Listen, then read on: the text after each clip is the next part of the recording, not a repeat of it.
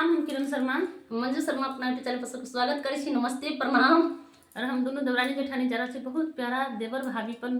चुटकुला नाच गीत गावा। अहाँ सब जरूर सुनब, कमेंट करके जरूर बताए देखिए कि हमरा जेठानी के केते प्यारा दिलदार देवरा मिलल छे। जब देवरानी हेते तब पता चलते कि केहन देवरा मिलल छे। अखन बहुत माने छे, बहुत प्यार करे छे। हमरा देवरा मिलल दिलदार सखिया, हमरा देवरा मिलल दिलदार सखिया, हमके माने ले करे हमसे प्यार सखिया, हमके माने ले करे हमसे प्यार सखिया, हमरा देवरा मिलल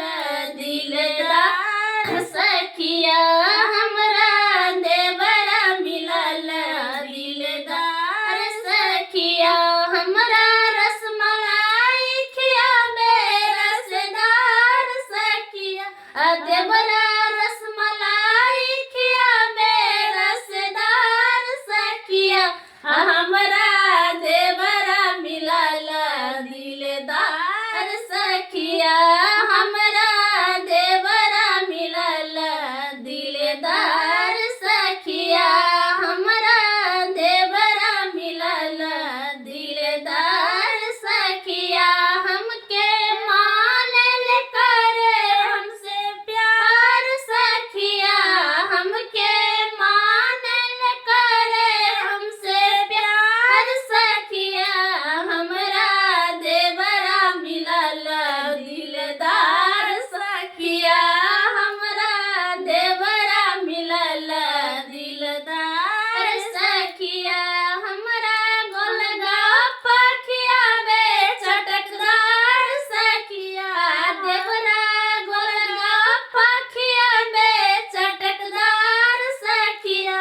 हमरा देवरा मिलल दिलदार सखिया,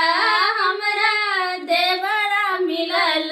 दिलदार सखिया, हमके मानल करे हमसे प्यार सखिया, हमके मानल करे हमसे प्यार सखिया, हमरा देवरा मिलल दिलदार सखिया, हमरा देवरा मिलल दिलदार सखिया, देवरा झूलनी पेराबे चमकदार सखिया, देवरा झूलनी पेराबे चटकदार चमकदार सखिया, हमरा देवरा मिलल दिलदार सखिया, हमरा देवरा मिलल दिलदार सखिया, मानल हमके करे हमसार सखिया, हमके मानल करे हमसे प्यार सखिया, हमरा देवरा मिलल दिलदार सखिया, हमरा देवरा मिलल दिलदार सखिया, हमरा देवरा मिलल दिलदार सखिया, हमके लाके दलक देवरा होटल लाल लाल सखिया, देवरा लाके दलक होटल लाल लाल सखिया, हमरा देवरा मिलल दिलदार सखिया, हमरा देवरा मिलल दिलदार सखिया, मानल हमरा करे प्यार सखिया, हमके मानल देवरा करे प्यार सखिया, हमरा देवरा मिलल दिलदार सखिया, हमरा